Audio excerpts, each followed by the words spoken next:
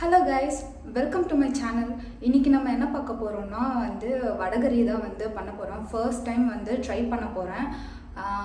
இது ஒரு யூடியூப் சேனலை பார்த்து தான் நான் இப்போ ட்ரை பண்ண போகிறேன். ஃபர்ஸ்ட் டைம் ட்ரை பண்ணுறதுனால அதோட அளவு எப்படி என்னென்னலாம் தெரியல. நானாக ஒரு குத்து மதிப்பாக ஒரு அளவுலாம் எடுத்து வச்சு பண்ணுறேன். இது வரைக்கும் சமைச்சதில் எதுவும் சாப்பிட முடியாத அளவுக்கு இருந்தது கிடையாது. ஸோ அந்த நம்பிக்கையில் செய்கிறதுக்கு ஸ்டார்ட் பண்ணுறேன். அண்ட் அதுக்கு தேவையான பொருட்கள்லாம் கடலைப்பருப்பு ஒரு 2 மணி நேரம் ஊற வச்சு அதில் ஒரு 2 காஞ்ச மிளகா, கொஞ்சம் உப்பு போட்டு கோஸாக அரைச்சி எடுத்திருக்கேன். இதை தான் அடை மாதிரி போட்டு வடகரிக்காக எடுத்து வைக்க போகிறோம். அண்ட் வடகரிக்கு தேவைப்படுற மசாலாஸ் அண்ட் வெங்காயம், தக்காளி, பச்சை மிளகாயெல்லாம் ஆல்ரெடி கட் பண்ணி ரெடி பண்ணி வச்சுருக்கேன். இப்போ மேக் மட்டும்தான் பண்ணணும். என் கூட சேர்ந்து ஃபர்ஸ்ட் டைம் வடகரி ட்ரை பண்ணுவாங்க. ஃபர்ஸ்ட் டைம் வடகரி பண்ணுறேன். நான் எப்படிலாம் பண்ணுவேன் அப்படின்ற மாதிரி ஃபர்ஸ்ட் டைம் பார்க்கலாம். அண்ட் ஆல்ரெடி தெரிஞ்சவங்க, please don't mistake me. And வாங்க இப்போ பண்ண ஸ்டார்ட் பண்ணலாம். அதுக்கு நான் இப்போ ஒரு பேன் எடுத்துக்கிட்டேன். இதில் தான் வடகரி தட்ட போகிறோம். ஓகே, ஸ்டவ் ஆன் பண்ணிக்கலாம்.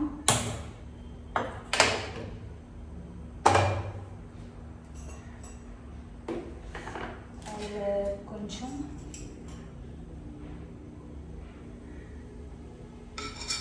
எண்ணெய் ஊற்றிக்கிட்டு அதில் கொஞ்சம் எண்ணெய் ஊற்றிக்கலாம். எப்படி வரப்போகுதுன்னு தெரியல. Wait and watch.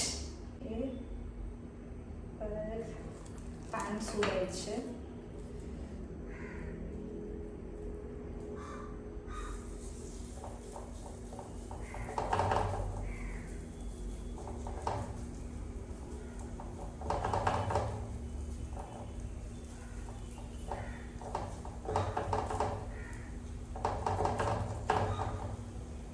நான் பேட்சாக தட்டி எடுக்க போகிறேன்.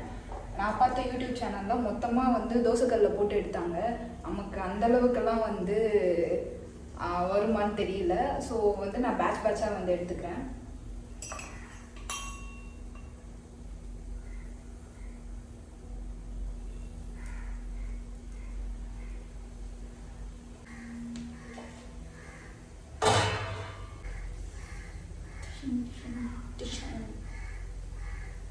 இப்போ ஃப்ளிப் பண்ணலாம்.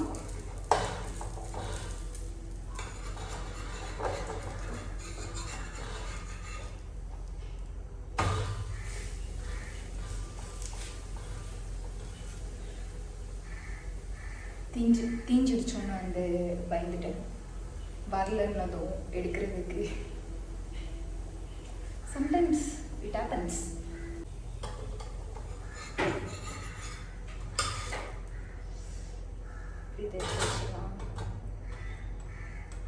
இதே மாதிரி இன்னும் 2 பேட்ச் போட போகிறேன்.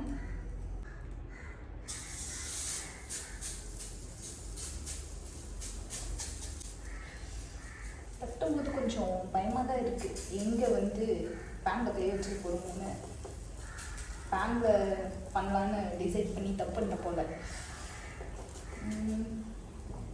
அந்த சேனலில் காமிச்ச மாதிரி தோசைக்கல்லையே பண்ணியிருந்துருக்கணும்.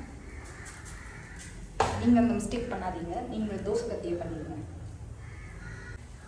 ஃப்ளிப் பண்ணலாம்.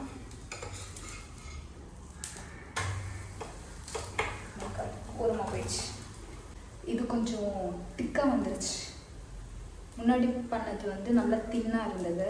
இப்போ இது திக்காக வந்துருச்சு. ஓகே, எப்படி இருந்தாலும் வேக வைக்க போகிறது தானே. ஆனால் கிறிஸ்பியாக வரணும் கொஞ்சம். அப்படி தான் நினைக்கிறேன்.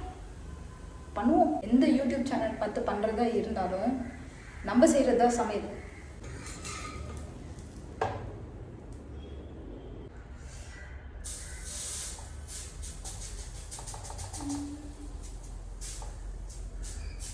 இந்த தடவை தின்னா பண்ணன்ற ஆர்வத்தில் பேனில் கை வச்சிடக்கூடாது. கேர்ஃபுல்லாக பண்ணும். இதையும் ஃப்ளிப் பண்ணலாம். இப்போ ஒரு குக்கர் எடுத்துக்கலாம். நம்ம அதோட கிரேவி இருக்குல்ல அது வந்து ரெடி பண்ணுறதுக்கு வந்து ஸ்டார்ட் பண்ணலாம். சைடில் இது வந்து ஆறட்டும்.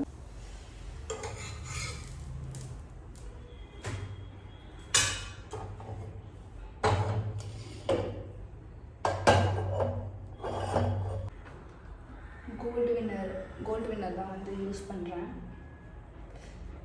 எண்ணெய் ஊற்றிப்போம்.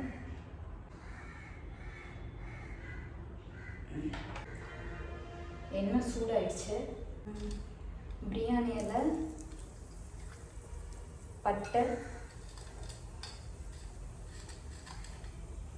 லவங்கம், அப்புறம் கொஞ்சம் சோம்பு. இப்போ வெங்காயம் போட்டுக்கலாம்.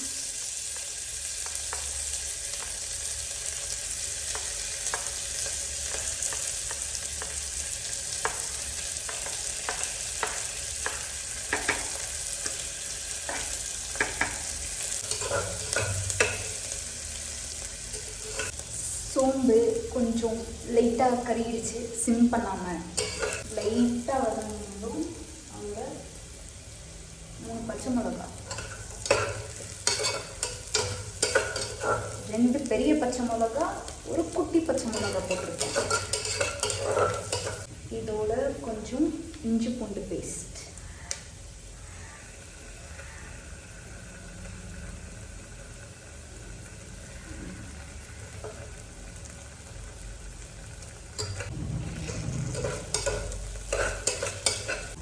கொஞ்சம் அது இஞ்சி பூண்டு பேஸ்ட்டோட வாசனை போகணும்னு சொல்லுவாங்க. ஹெவியாக இருக்குது. கொஞ்சம் உப்பு ஆட் பண்ண போகிறேன்.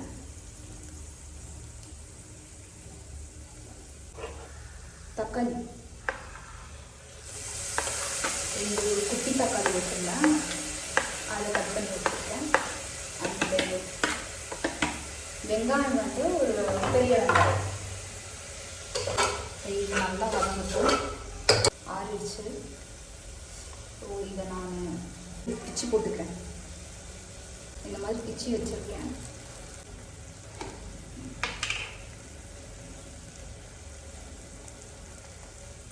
கொஞ்சம் மஞ்சத்தூள் போடுறேன்.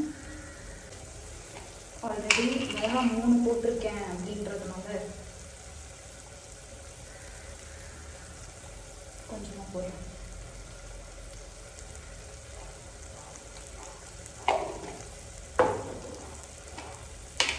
போட்டது வந்து தனி மிளகாத்தூள். இப்போ மல்லித்தூள், அதாவது தனியாத்தூள். இதெல்லாம் மிக்ஸ் பண்ணுவேன். இப்போ இது அடிப்பு பிடிக்காம இருக்கிறதுக்கு கொஞ்சம் தண்ணி ஊற்றிடுவோம்.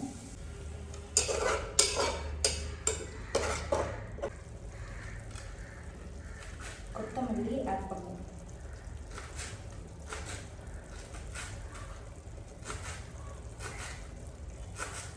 இப்போ கொஞ்சம் சேர்த்துக்கலாம். கடைசியாக முடிக்கும் போது கொஞ்சம்.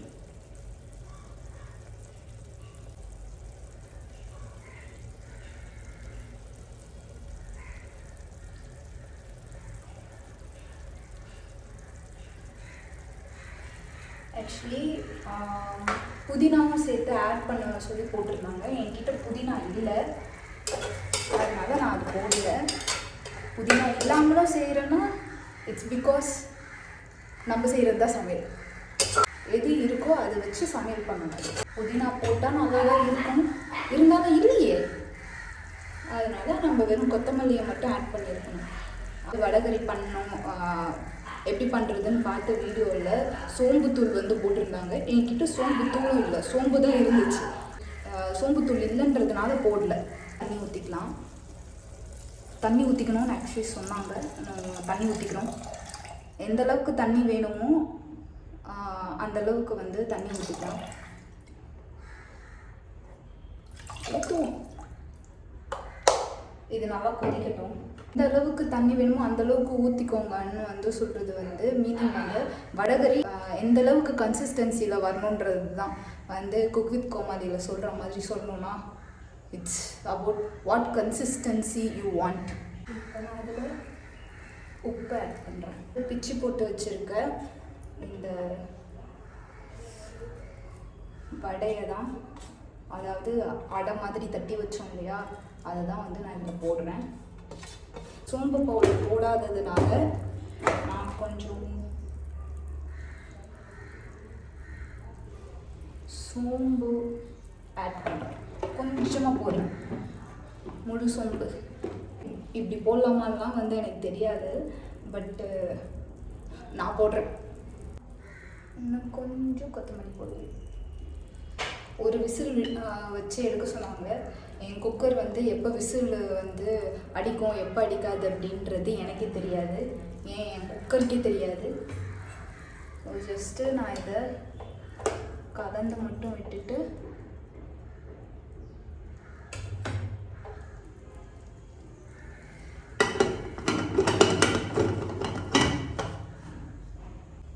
மூடி வச்சுட்டேன். இப்போ விசில் போடுவோம். கொஞ்சம் நான் ஃபோனை தள்ளி வச்சிடுறேன், திடீர்னு விசில் வச்சதுன்னா ஃபோன் போயிடும். நல்லா இருக்கும் வீடியோவுக்கு அப்படின்னு சொல்லிட்டு ஃப்ரீ ஹேர் விட்டால் தாமலை நான் போய் பேண்ட் போட்டு வந்துடுறேன். இப்போ நம்ம இதை ஆஃப் பண்ணிடலாம். ஆஃப் பண்ணியாச்சு. இப்போ நான் வந்து இட்லி வந்து ரெடி பண்ண போகிறேன். அதுக்கு தான் வந்து இட்லி தட்டில் எண்ணெய் தடவி வச்சாச்சு, மாவு வந்து எடுத்து வச்சுருக்கேன். அண்ட் வந்து இட்லி குண்டானில் தண்ணி ஊற்றி வச்சுருக்கேன். ஃப்ரீயாக இருக்கும்போதே நல்லா இருந்துச்சோ வீடியோவுக்கு. இன்னும் டச்சுக்கு ஃப்ரீயாக விட்டுக்கலாம். தீஸ் ஆர் தி இட்லி தட்டூஸ். க்யூட்டாக இருக்குல்ல குட்டியா?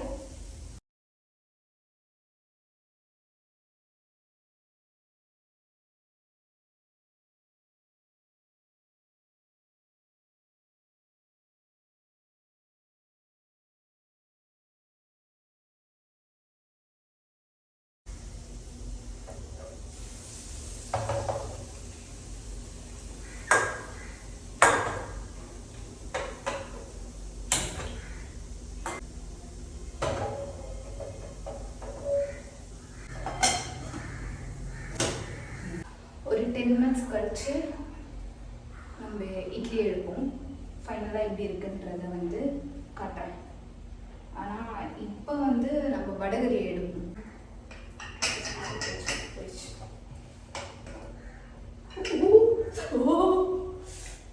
சுட்டுச்சு சுட்டுச்சு.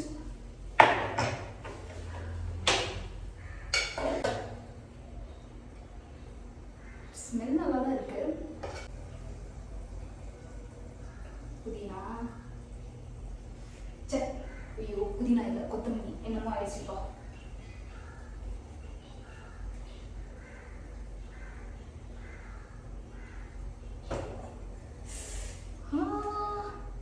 This is how it came out.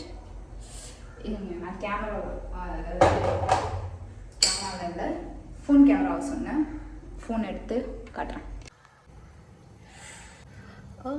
This is how it came out. பார்க்கவே நல்லா இருக்கு. பார்க்குறதுக்கு மட்டும்தான் நல்லா இருக்கா இல்லை சாப்பிட்றதுக்கும் நல்லா இருக்கான்றத நான் இட்லியோட வச்சு சாப்பிடும்போது சொல்கிறேன். இட்லி வந்து வெந்துருச்சு. இப்போ இட்லி எடுத்து வச்சு நம்ம டேஸ்டிங் சைட் போவோம்.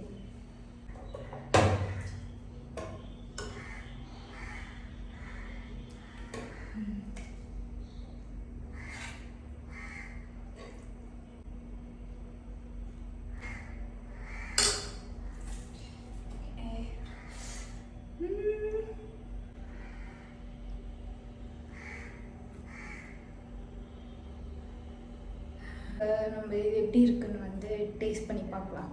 உப்பு காரம் இல்லை வடகரி மாதிரி வந்திருக்கான்னு பார்க்கலாம். ஐ ஹோப் வடகரி மாதிரி தான் வந்திருக்கு. ஓ சுடுது.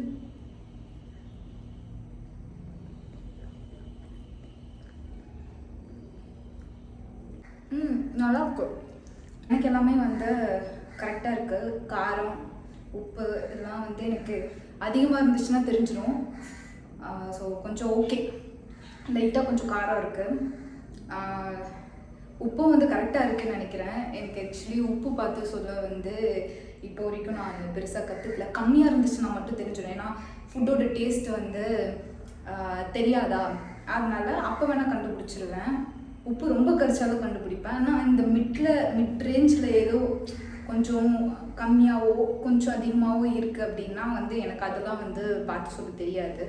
பட் நல்லா வந்திருக்கு. I am happy.